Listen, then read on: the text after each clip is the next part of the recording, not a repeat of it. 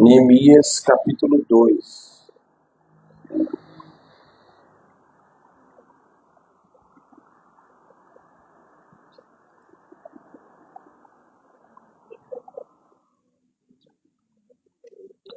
Olha aqui, que é isso aqui que a Ana Paula deu?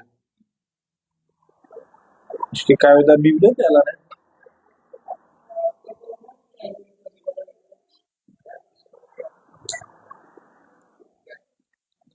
Neemias capítulo 2, versículo 1. Todo mundo achou? Mano, esse brilho adaptável fica baixando a luminosidade, não dá pra enxergar.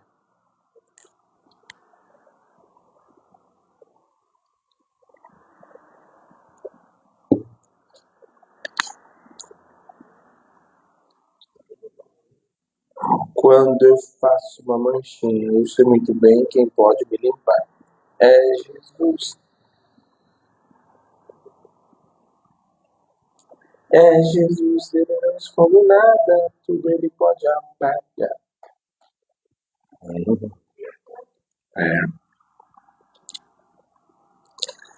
Neemias 2:1, achou? Neemias. Neemias.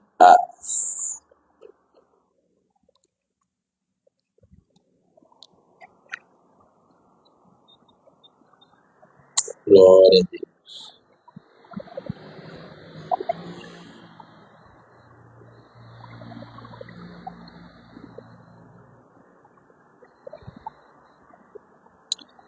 Glória a Deus. Sucedeu, pois, todo mundo achou? Sucedeu, pois, no mês de Nissan, no ano 20º do rei Artaxerxes, que estava posto vinho diante dele. Eu tomei o vinho e o dei ao rei. Porém, nunca antes estivera triste diante dele. E o rei me disse: por que está triste o teu rosto? Porque não estás doente. Não é isso, senão tristeza de coração. Então temi de muito grande maneira, e disse o rei: viva o rei para sempre. Como não estaria triste o meu rosto, estando a cidade e o lugar dos sepulcros dos meus pais assolada e tendo sido consumida as suas portas a fogo? E o rei me disse: que pedes agora? Que me pedes agora? Então orei ao Deus dos céus e disse ao rei: se é do agrado do rei, e se o teu servo é aceito em tua presença, peço-te que me envies ajudar a cidade dos sepulcros dos meus pais, para que eu a edifique. Então o rei me disse, estando a rainha sentada junto a ele: quanto durará a tua viagem? Quando voltarás? E aprove o rei enviar-me, apontando-lhe eu em certo tempo.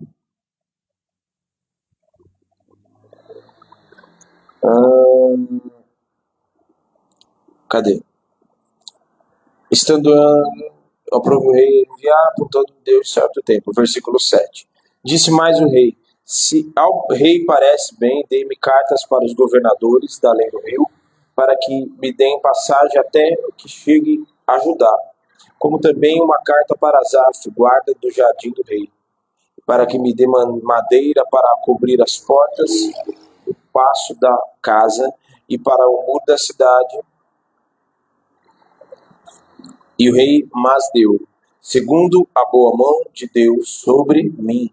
Então vi aos governadores da além do rio e dei-lhes as cartas do rei, e o rei tinha enviado comigo o chefe dos exércitos de cavaleiros, o vindo Sabalate, Oronita e Tobias, servo amonita, lhes desagradou com grande desagrado que alguém viesse a procurar o bem dos filhos de Israel. Pausa. Não precisa ser muito esperto para ter um pouco de entendimento, de entender que não é boa coisa quando você está querendo o bem das pessoas e tem alguém que se levanta contra isso. Não precisa nem ter muito tempo de igreja para entender, poxa, Alguém está querendo o bem das pessoas e querendo fazer o bem. Aí, de repente, alguém se levanta contra aquele que está querendo fazer o bem. Pensa. Olha só. Ou seja, era do agrado... Só um momento. Era do agrado deles que o povo continuasse em destruição. Pensa. Veja só. 11. E cheguei a Jerusalém e estive ali 3 dias. E de noite me levantei com poucos homens, eu e poucos homens comigo, e não declarei a ninguém o que meu Deus me pôs no coração para trazer em Jerusalém, e não havia comigo animal algum, senão aquele que eu estava montado. E de noite saí pela porta do vale, a banda da fonte do dragão, para a porta do monturo, e contemplei os muros de Jerusalém, que estavam fendidos, e as suas portas tinham sido consumidas pelo fogo, e passei a porta da fonte e ao viver do rei. E não havia lugar por onde pudesse passar a cavalgadura que estava debaixo de mim. E não souberam os magistrados aonde eu fui, nem o que eu fazia, porque ainda até então nem aos judeus, nem aos nobres, nem aos magistrados, nem aos mais que faziam a obra tinha declarado coisa alguma. Então lhes disse: bem vedes vós a miséria em que estamos? Que em Jerusalém está assolada e que as suas portas têm sido queimadas. Vinde, pois, reedifiquemos o muro de Jerusalém e não estejamos mais em opróbrio. Então lhes declarei como a mão do meu Deus me fora favorável, como também as palavras do rei que lhe tinha dito. Então disseram: levantemo-nos e o quê? Edifiquemos. Esforçaram as suas mãos para o bem. E ouvindo Sambalá, o Monita, o Tobias, o servo Monita, e Gesem, o Arábio, zombaram de nós, desprezaram-nos, disseram: que é isso que fazeis? Quereis rebelar-vos contra o rei? Então lhes respondi e disse: o Deus dos céus é que nos fará prosperar, e nós, seus servos, nos levantaremos e edificaremos. Mas vós não tendes parte, nem justiça, nem memória em Jerusalém. Até aí. Senhor, nós te adoramos e te bendizemos, consagramos a ti a tua palavra, que é viva e poderosa, capaz de dividir a alma do Espírito, capaz, Senhor, de discernir pensamentos, capaz de destruir sofismas, capaz de destruir toda mentira, todo engano, e a tua palavra é poderosa e viva. Por isso, nesta noite, transforma, cura, edifica, enche este ambiente do temor pela tua palavra. Que o teu Espírito Santo possa falar, curar e exortar. Que todo valente seja amarrado no abismo. Que toda movimentação que não é do Espírito Santo seja extirpada, anulada em nome de Jesus. E atiraremos toda a honra, toda a glória e todo o louvor em nome de Jesus. Amém e glória a Deus.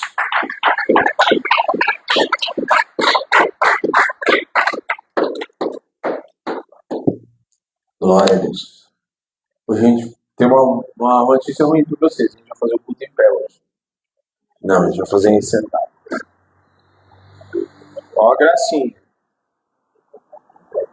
O Senhor está presente. Não é hora de gracinha, não.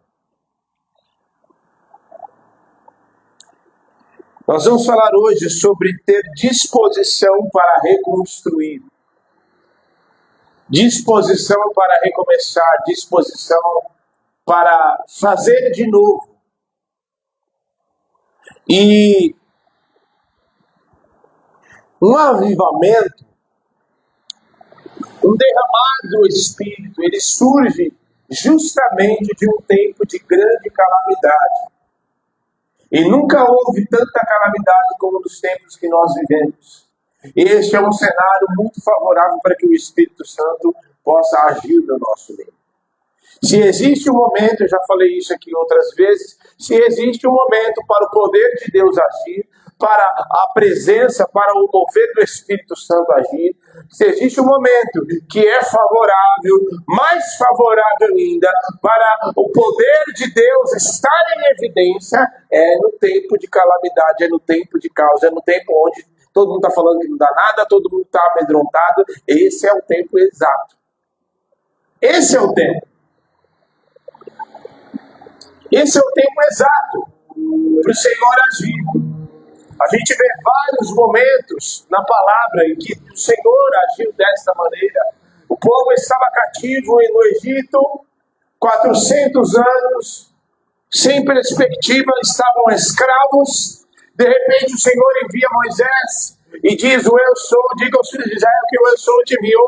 E o Senhor envia Moisés, o povo é liberto, o povo começa a ver os sinais de conhecer o Deus poderoso, o Deus de Abraão, de Isaac e de Jacó.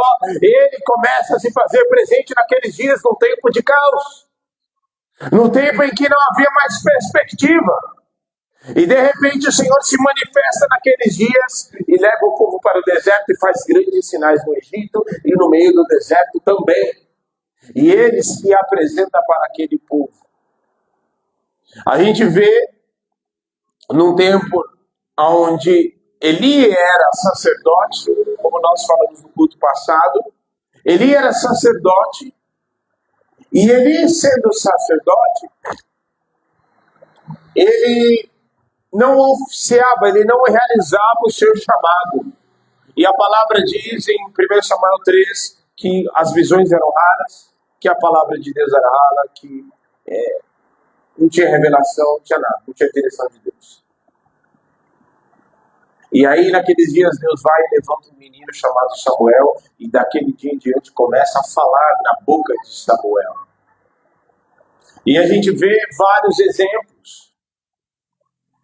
E esse é um grande exemplo que Neemias é chamado para reconstruir os muros. E entenda bem que não era só os muros que estavam destruídos. Não era só os muros que estavam destruídos. O povo também estava destruído.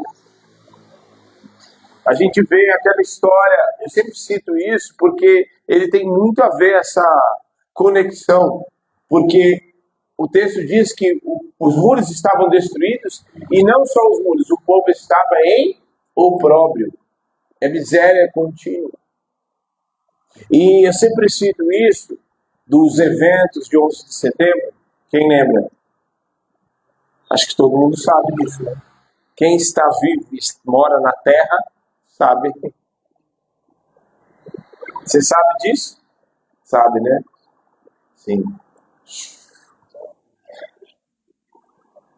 Aqueles eventos, eles destruíram não só 2 monumentos. Eles não destruíram somente 2 monumentos. Os Estados Unidos, se é que eu sempre costumo dizer que existe um Estados Unidos antes e depois do 11 de setembro. É ou não é?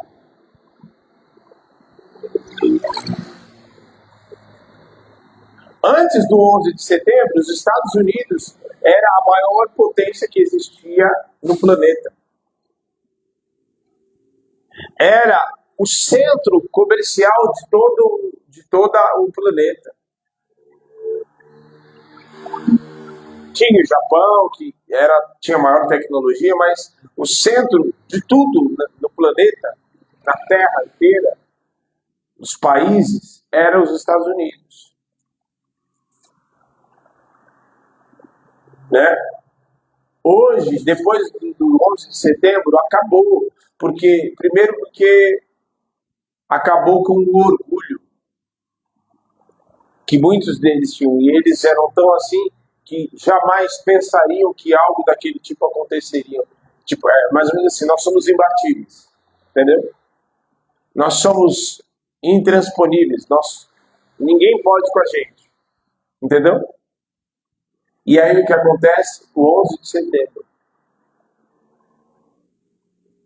E eu lembro até hoje dos noticiários na época, veio o primeiro avião e todo mundo pensou que era um acidente, né? Alguns suspeitavam. Depois, quando veio o segundo, foi constatado que era um ato terrorista. E assim, nossa, pastor, você está torcendo, o senhor torceu para quê? Não, não é isso. É porque a palavra do Senhor vai dizer que feliz é a nação cujo Deus é o Senhor. Se o Senhor não está lá, o que acontece? Qualquer coisa. Qualquer coisa pode acontecer com uma casa cujo Deus não está lá, cujo Deus não é o Senhor. É ou não é? Um casamento onde Deus não está na base, nos fundamentos. O que pode acontecer com esse casamento? Qualquer coisa. Agora, quando um casamento tem Deus, o homem, a mulher é submissa ao marido, cujo marido também é submisso e obediente a Deus, e não usa como pretexto esse texto, mas ele realmente tem um coração quebrantado, está na presença, buscando a Deus, um homem de oração, de busca, não dado ao orgulho. Então, não é qualquer coisa que pode acontecer nesse casamento. Um país onde o Senhor é tido como prioridade, um país onde esse país teme a Deus, então não é qualquer coisa que pode acontecer. Um país onde tem pessoas que oram e que clamam e que buscam a Deus e que no dia da calamidade não vai procurar presidente, não vai procurar o fechamento dele, não vai procurar, no dia da situação difícil, não vai procurar governador, nem ninguém na Câmara, mas primeiro dobra os seus joelhos e vai clamar a Deus. Então este país, um país que tem pessoas que clamam a Deus, então nesse país não é qualquer coisa que pode acontecer. O que pode acontecer num país como esse? Aquilo que Deus permitir. Aquilo que Deus quiser que aconteça. Do contrário, é um país que está guardado. Aí eu te pergunto, que país que existe isso hoje? Qual país existe isso? Nós vivemos num tempo de tanta crise, um caos nas surdinas instaurado, uma crise cultural que nunca se ouviu falar até os dias de hoje. Eu nunca pensei que eu chegaria num tempo onde você dizer que o menino é menina e a menina é menina seria uma ofensa para outras pessoas. Eu nunca pensei que você dizer o óbvio seria uma ofensa. Por que o povo estava naquela condição com os muros derrubados? Vale lembrar que aqueles muros estavam derrubados e quem derrubou aqueles muros? Quem invadiu Jerusalém e derrubou os muros? Só quem lê Bíblia. Quem entrou em Jerusalém e derrubou os muros? O rei da Babilônia.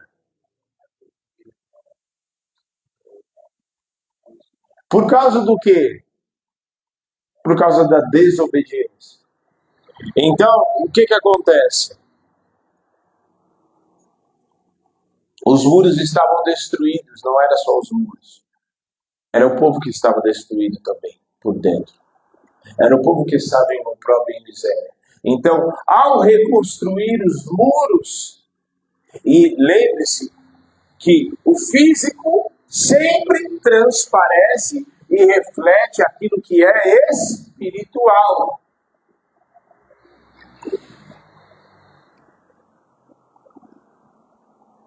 O físico sempre reflete aquilo que é espiritual. Se os muros estavam destruídos, era porque a vida do povo também estava destruída. O ânimo deles estava destruído. E a fé deles estava abalada. Tanto é que nem culto tinha. As histórias de Esdras e Neemias são bem contemporâneas. Ageu, o profeta Zacarias. E nós vemos, tanto depois que ele reconstrói os muros, ele manda Esdras ler a lei de Deus. E o povo confessar os seus pecados, se arrepender, voltar a buscar a Deus novamente, voltar a restabelecer os levitas, voltar a restabelecer o culto a Deus, a adoração a Deus novamente. Porque se estava destruído, a primeira coisa era estabelecer, renovar o povo e dizer: vamos, reedificamos os muros. E o que o texto diz? Que o povo se reanimou de novo. Porque o povo estava desesperançoso. A pior coisa que existe é você não ter esperança em canto nenhum. É você não ter esperança em lugar nenhum. Sabe? Não tem esperança. Não, mas existe aquela possibilidade de... Não tem. Não, mas talvez possa acontecer. Não tem também. Não, mas talvez... Não tem. Sabe, não tem.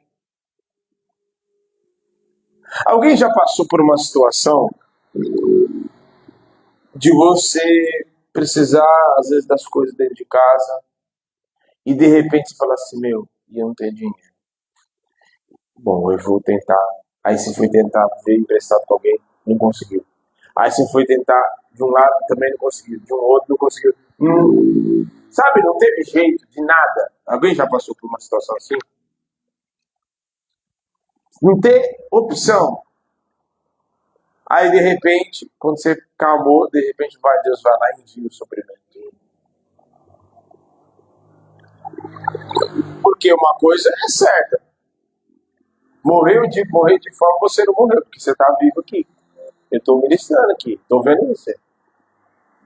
E muitas vezes nós ficamos assim, o povo estava assim, desesperançoso, em opróbrio, sem perspectiva de nada, mas Neemias chega lá para dizer: reedifiquemos os muros, e ainda ele diz: a boa mão do Senhor está comigo, então vamos reedificar isso aqui, vamos largar esse choro, porque agora a esperança chegou, porque a boa mão do Senhor está conosco, e neste tempo a boa mão do Senhor está comigo, a boa mão do Senhor está com você para nós edificarmos, porque a restauração e reconstrução que precisamos fazer e disposição, porque ainda que a nossa vida não esteja do jeito que queremos, ainda que as situações estejam difíceis, o Senhor quer nos usar, porque enquanto ajudamos a edificar os outros, o Senhor trabalha para reconstruir a nossa vida. Amém? Amém? Está acordado?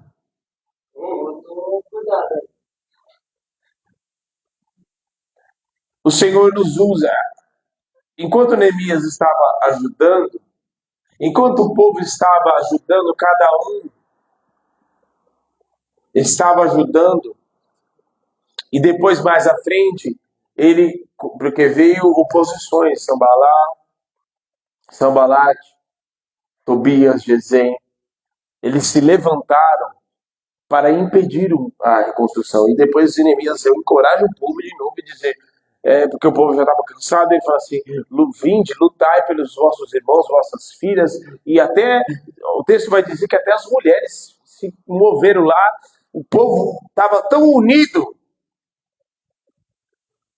porque o Senhor colocou ânimo no coração do povo através de Neemias. Neemias estava não só como um governador, como alguém para reconstruir os muros, mas estava ali como enviado de Deus para trazer o ânimo de volta no coração das pessoas. E às vezes o Senhor, você às vezes está até meio assim, brocochô, não está nem aí, mas o Senhor me enviou nesse tempo agora para te dizer, tem de bom ânimo, porque o Senhor é contigo para te fazer reconstruir a tua vida de novo, porque tão somente seja um instrumento para reconstruir, para ajudar a vida de pessoas, para dobrar os teus joelhos e interceder pela vida das pessoas, para ofertar, para trabalhar na casa do Senhor, e o Senhor é poderoso para reconstruir a tua vida. Amém? Amém. E como que se tem disposição? Como ter disposição? Aí é que está o segredo, né? Porque agora, como que você vai ter disposição depois de se deparar com o caos? Neemias chegou e ele viu todos os muros, aquela cena horrível de terror, tudo destruído. E você acha que Nabucodonosor chegou assim e falou assim, não, gente, tome cuidado para destruir, não destrua. Ele fez igual o Fábio quando quer destruir as coisas, né? O Fábio se fala assim, corta, quebra só esse pedacinho aqui, ó. Pega a marreta e quebra só esse pedaço. Ele bate aqui para quebrar aqui. Ele abre um buraco maior ainda. Nabucodonosor chegou destruindo tudo, botou fogo, arregaçou, no português, claro, arregaçou tudo. Tudo estava destruído. E ele tinha uma estratégia, porque ele levou para a Babilônia somente aqueles que tinham uma certa intelecto melhor, os sábios, aqueles que eram os nobres, aqueles que faziam parte da realeza e tal, aqueles que eram os cabeças pensantes. O restante, os pobres, os mais humildes, deixou tudo lá. Tipo, se vira aí. Deixou lá. E como que você vai ter disposição? Eu digo por mim, como você vai... Imagine, o dia que voou as telhas, sexta-feira passada, e que estava previsto para o dia de hoje, e para a glória de Deus, não vai vir, vai lá para bem longe, em nome de Jesus. Aí você chega, depois, porque Deus só deu tempo de pegar os bichos, pegar o celular para não molhar as coisas de eletricidade, descer pro nosso lugar de refúgio lá. Aí na hora que a gente subiu, aquela cena, tudo, telha, tudo, um caos instaurado.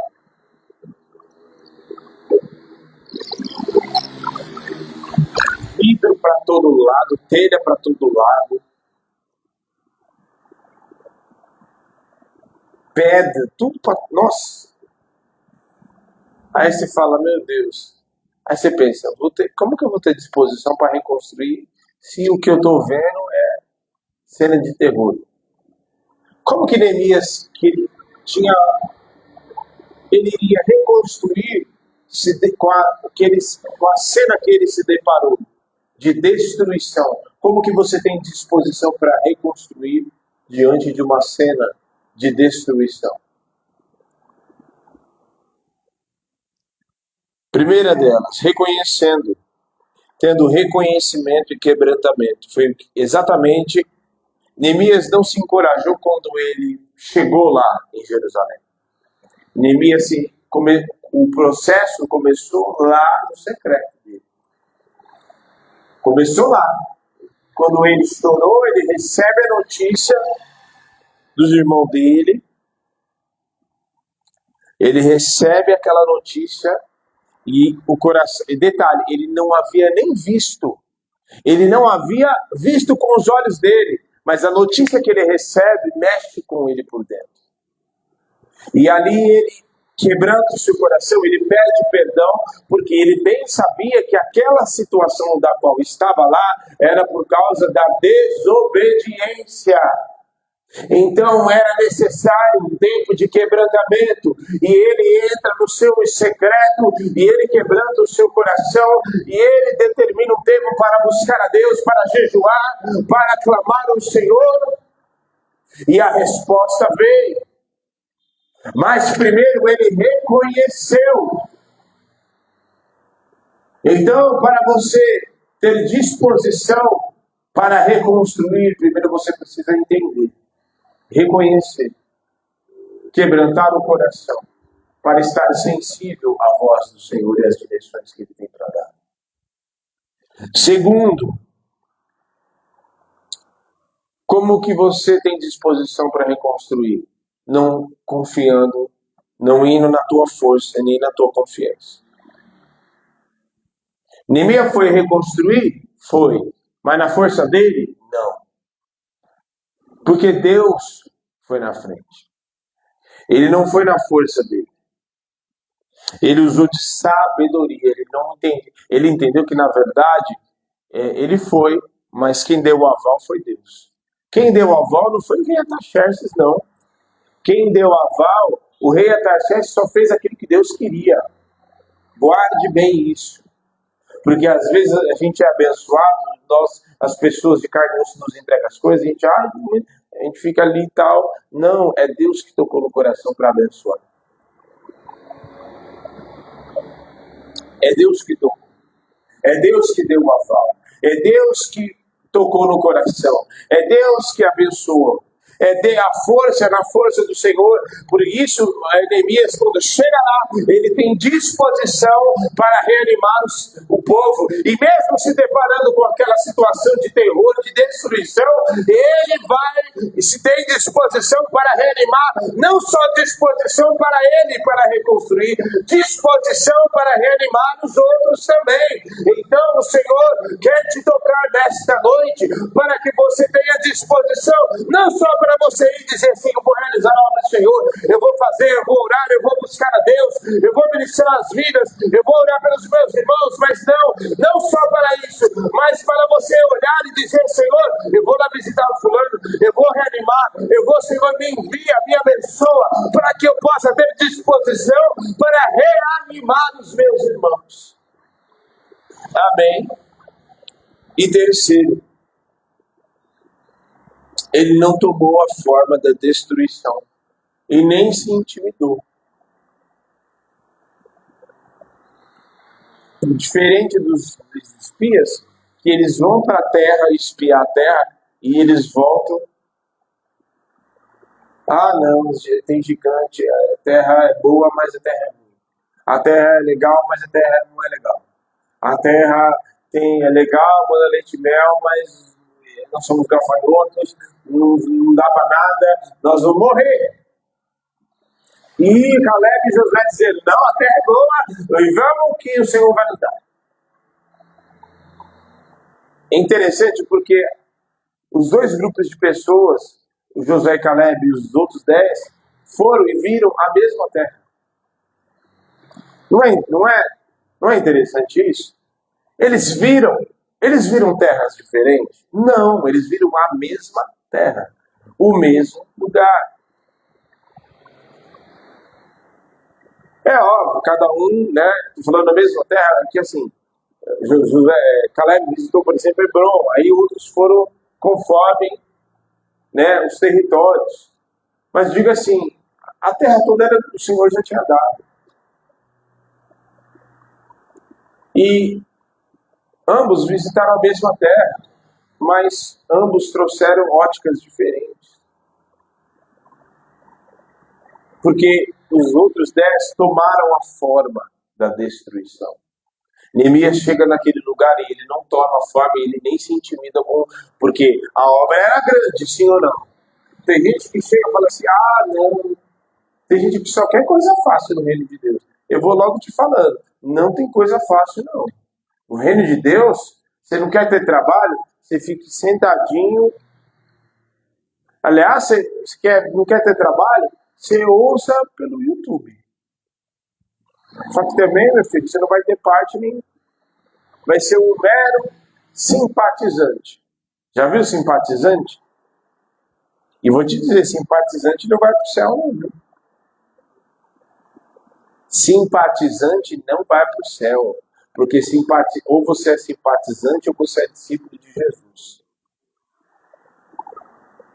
E aí, Ele vai lá, ele não se intimida pelo tamanho da obra que precisava ser feita, ele não toma a forma da destruição, certo? E ele sabia muito bem quem havia o enviado para executar a obra. Porque, na verdade, as mãos de trabalhar era do povo, mas quem estava dando vitória era Deus. Entenda bem. Porque o salmista vai dizer que se o Senhor não edificar, em vão trabalhos que edificam. Ou seja, se o Senhor não estiver na frente, não adianta. Não, é o Senhor que havia enviado Neemias. É o Senhor que envia você. Você não pode estar em obra que Deus não te enviou para estar. Contudo, entretanto, foi o Senhor que te enviou para estar neste lugar. Foi o Senhor que te enviou para estar no lugar para você trabalhar. Foi o Senhor que te enviou para você realizar a obra que você está realizando. Foi o Senhor que te enviou para orar pelas pessoas. Foi o Senhor que tem te enviado para estar neste lugar. Portanto, persevere, porque é o Senhor quem vai na frente em nome de Jesus. E nós falamos assim, mas peraí, não foi Deus que enviou Neemias, pastor? Porque a gente não vê Deus falando, né? Assim claramente, dizendo, Neemias, eis que veio a voz do Senhor e disse a Neemias, vai porque eu estou contigo. Tem isso? Não. Mas sabe quando Deus enviou Neemias? Sabe? Quando o Senhor despertou no coração. Ele só precisa de um coração só. Para despertar o sentimento e dizer, sabe aquela pessoa que não consegue ficar sossegada enquanto não dobrar, enquanto não clamar, enquanto não dizer, não, eu preciso orar pelo irmão, eu preciso fazer alguma coisa, eu preciso ir lá visitar o irmão porque ele está passando por isso, eu preciso ver essa pessoa para orar por ela, eu preciso ver o senhor Joca para saber que ele está bem, como é que está lá, e aí manda mensagem aqui, e conversa de lá, e a dona Margarida vai, e tá bem, pastor, tá lá, tava tomando a sopinha, o dia que ela mandou mensagem para você, ele tá lá, acabou de fazer o procedimento, tá sentadinho, tá tomando até uma sopinha na hora que eu saí de lá.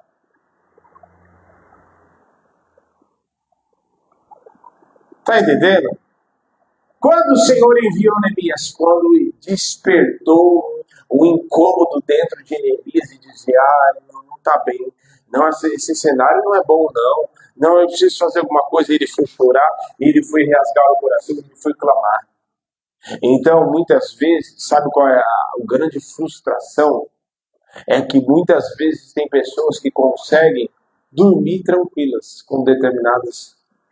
Sabe a pessoa que consegue dormir tranquila?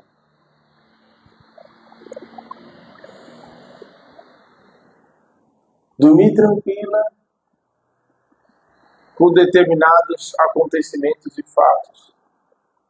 Neemias não conseguiu dormir tranquilo.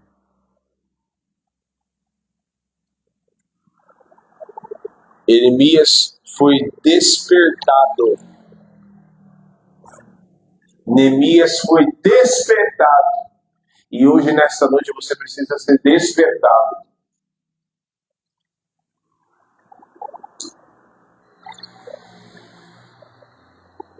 Existe um caos, eu preciso dizer novamente. Nós estamos no mundo de Alice, na Disney Celestial. Nós estamos na Disney Celestial, assim, tá tudo direto, daqui a pouco os serafins entram aqui e sentam ali para ouvir a ministração, para cumprimentar a gente. Aqui existe uma redoma de vida, todo mundo já foi salvo, nós estamos na Nova Jerusalém. É assim? Tem pessoas sendo destruídas neste momento? Vou trazer uma realidade que talvez, para ver se desperta no teu interior. Existem pessoas sendo destruídas neste momento? Existem pessoas que estão à beira de ir para o inferno neste momento? Existem pessoas sendo mortas por amor ao Evangelho? Existem pessoas sendo torturadas por amor a Jesus? Existem pessoas perdendo seus filhos e vendo seus filhos sendo mortos por amor ao Evangelho? Existem crianças, olha, existem crianças sendo abusadas neste exato momento? Existe? Existem pessoas sendo assassinadas?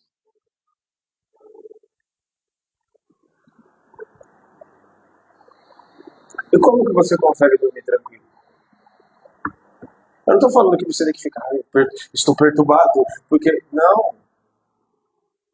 Mas tem que despertar dentro de você um intercessor, como foi Neemias. Neemias foi um intercessor, ele intercedeu no mundo espiritual primeiro, e depois ele foi lá interceder pessoalmente. Eu quero te perguntar, o que você está fazendo? Se a sua vida é só casa, comida, roupa lavada, trabalhar, fazer as coisas, é isso? É isso que você acha que é a sua vida? É isso que você acha que nós somos chamados? Neemias foi enviado para aquela terra, ele estava no palácio, ele tinha uma posição ali como copeiro do rei. Ele não era apenas um copeiro, um mero servente, não. Provavelmente ele era alguém, porque a maneira como o rei fala com ele tinha uma posição de confiança do rei e possivelmente até conselheiro do rei. Por isso é que o rei olha para ele e fala assim, não, velho, tem alguma coisa errada com você, eu conheço, porque o rei bem conhecia ele.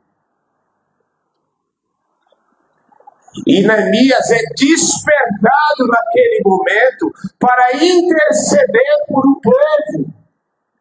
Sair da sua posição muito cômoda, muito confortável, sair do lugar do palácio e para ir para uma terra onde ele ia viver afrontas, onde ele iria trabalhar, onde ele iria viver ameaças de morte, para interceder não só no mundo espiritual, mas pessoalmente pela vida de um povo. E nesta noite o Senhor te desperta nessa noite para você entender que lá no mundo, lá fora, existe um caos. O diabo está ceifando e querendo destruir a inocência de crianças, destruir a vida de casamentos, destruir a vida de pessoas. E o Senhor desperta eu e você para sermos enviados lá fora, para clamar, para interceder por este bairro. Não é muito longe não, é aqui. Se o Senhor nos plantou aqui, é aqui para interceder por um povo.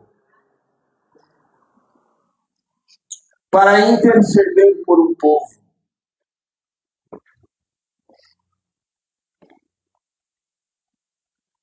É por isso que nós precisamos nos converter. Porque se a glória de Deus estiver neste lugar, a gente não precisa nem fazer muito esforço para pregar para as pessoas. A glória de Deus atrai as pessoas.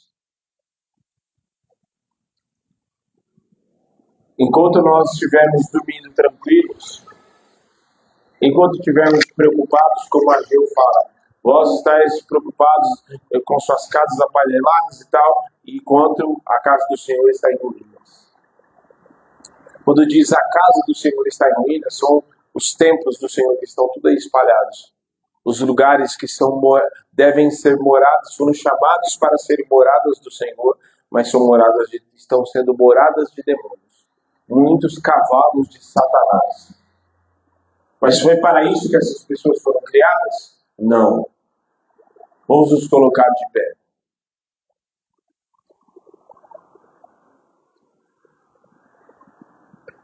Hoje eu quero propor um desafio para você. Não é um desafio, não, cair no esquecimento. Eu quero propor um desafio para você. Até domingo você trazer pelo menos uma pessoa junto com você. Uma pessoa de preferência que não conhece Jesus. Ou aquele que está afastado, aquele que, Você trazer pelo menos uma pessoa com você. Você não é só trazer por trazer, vamos lá na igreja e nos divertir. Não. É você falar assim, você olhar e dizer, orar, Senhor, toca, me ministra, mostra quem o Senhor. E o Senhor vai te levar a interceder por aquela pessoa. Não é só lá trazer, não. É interceder e dizer, Senhor, tem misericórdia dessa vida. Tem misericórdia da minha vizinha, do meu vizinho, Senhor. Em nome de Jesus. Toca na vida deles. Ministra, Senhor, olha como essa pessoa está em destruição. Tem misericórdia. Tem misericórdia. Nós chegamos no tempo de clamar por misericórdia. E dobrarmos os nossos joelhos e dizer, Senhor, tem misericórdia da nossa nação. Porque a nossa nação entrou em apostasia, em destruição. Acha que evangelho é oba-oba, todo mundo pensa que é evangelho. Eu sou evangélico. E aí vai no culto. Aí a mesma boca que dá glória a Deus é a mesma boca que fala um monte de besteira. A mesma boca, o mesmo corpo que está de repente coberto da cabeça aos pés, é o mesmo corpo que de repente está maldizendo, é o mesmo corpo que está envergonhando o nome de Jesus. O sangue de Jesus tem poder. Comece a orar agora. Eu queria que você orasse de forma efetiva. Que você orasse e lembrasse agora, o Senhor colocasse no teu coração alguém, ou o teu vizinho, ou alguém que não está mais na presença do Senhor. Algum parente, algum familiar teu, algum vizinho, alguém que você conhece, que de repente não está mais na presença, nós vamos interceder. Nós vamos interceder. E o Senhor fará a obra.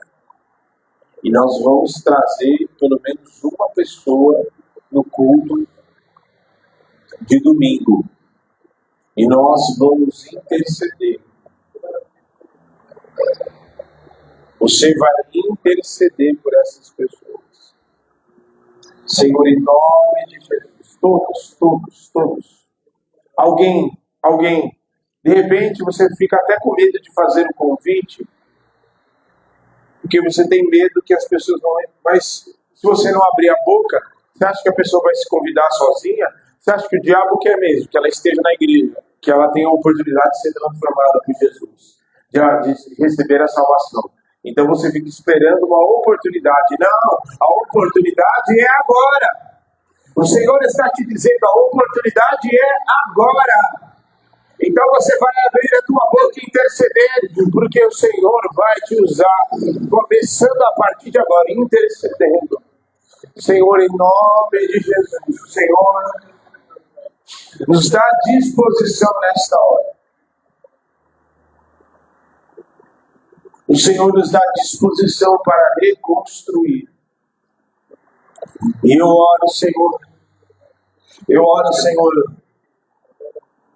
em nome de Jesus. Você está orando por quem, o Lulu? Não é para orar em línguas, é para orar por uma pessoa. Então, ora em português. Senhor, em nome de Jesus, nós oramos, Espírito de vida e ressurreição. Nós clamamos, Senhor, por vidas, por este bairro que o Senhor nos enviou. Em nome de Jesus, sabemos que lá fora há um caos, que o mundo jaz no maligno, mas o Senhor vem para nos dar vida e vida em abundância. E nós clamamos, Senhor, por vidas que não estão mais na tua presença, e nos colocamos na brecha para interceder como Neemias fez por Jerusalém. Nós intercedemos neste bairro, Senhor, em nome de Jesus. O Senhor é Deus que transforma e que cura. Eu oro, Senhor, em nome de Jesus, pela vida da Andressa. Senhor, tira desta sepultura, abre o entendimento, tira o sofisma, tira a ação de morte e aviva, em nome de Jesus. Como o Senhor disse para Lázaro, sai para fora. Eu digo, Andressa, sai para fora. Em nome de Jesus, desperta, Ketri. Em nome de Jesus, salva esta casa, Senhor. Toca na vida do Duane, Senhor, que um dia esteve na tua presença, mas, Senhor, está sendo assolado, está na mão do inimigo. Nós clamamos e oro em nome de Jesus. O Senhor é Deus para transformar. O Senhor é Deus para constranger e colocar o temor no coração. Eu oro e declaro salvação. Interceda em nome de Jesus. Senhor, o Senhor é Deus. Deus, o Senhor é Deus, o Senhor é Deus, o Senhor é Deus, que transforma, que sela, que salva, que cura, que liberta. Em nome de Jesus, em nome de Jesus, em nome de Jesus. Espírito, Senhor, os céus nunca mais, Senhor, tinha um coração tão puro, tão abençoado para fazer as tuas coisas, Senhor. Oh, meu Deus, o que entrou ali, que contaminou, que gerou frustração, que feriu este coração. Senhor, em nome de Jesus, traz a tua cura e libertação, Senhor. Restaura, a alegria do primeiro amor. Em nome de Jesus. Oh Deus poderoso, reaviva aqueles que estão em apostasia, Senhor. Em nome de Jesus, o Círio, o Fernando, tem misericórdia, meu Deus. Tu és Deus poderoso para trazer de volta as ovelhas perdidas. Em nome de Jesus. E nós oramos, Senhor. E sei que cada vida está agora clamando diante de Ti. Nós oramos, cada vida está apresentada diante de Ti. Em nome de Jesus. Você que nos assiste, você foi enviado, não é para ficar contando figurinha, não é para ficar aí perdendo tempo, não. Triste é quando você consegue dormir tranquilamente diante de um caos. Não é dormir perturbado, não, mas é dormir, pensa, Senhor, tem misericórdia dessas pessoas. Você consegue viver uma vida preocupando só com você mesmo. Eu vim te dizer, o reino de Deus não tem egoísta, não cabe lá, tá? Egoísta é aquele que se preocupa só com a sua própria vida, não. Aliás, se você está assistindo esse culto é porque alguém intercedeu, é que alguém está transmitindo e é alguém que está sendo usado para transmitir para que você ouça essa palavra. Então, entenda que o reino de Deus é coletivo e o Senhor te enviou para interceder, para se preocupar com os perdidos. Em nome de Jesus, vá debaixo dessa palavra. Em nome de Jesus, tenha disposição para reconstruir. Amém.